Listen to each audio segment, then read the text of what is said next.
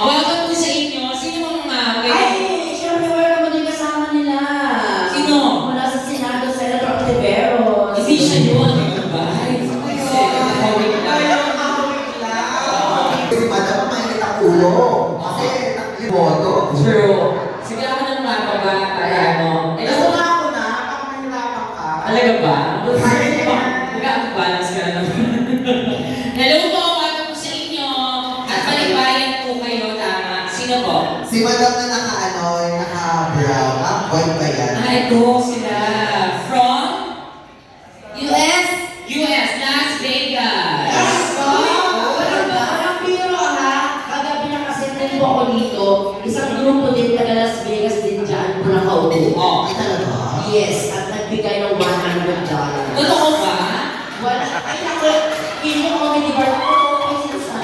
Sabi ni Madam, 100 na lang binigay. Pwes kami, 200. Lalo na mga kababayan ko doon ako. Diyos ko. Ano ba yung mga kababayan? Ano ba yung mga tao dyan sa Cavite? Yes, mapagbigay talaga nga. Tsaka mahilig mag-scatter. Oo! Tama, alam mo na talaga. Oo, mga utang. At saka nangangarera. Yes, totoo. Pero kanina sabi ko sa likod, yung lugar nila, totoong buhay. Ano talaga yun? Ibagsakan ng droga. Kung di ko mga taga-dyan, hindi na nagdodroga. Oo, at tama-tama. Ito yung bagsakan ng droga. Yun yung mga user, mga nandun. Hindi, anong pangalan ni Madam? Oo, yung galing US.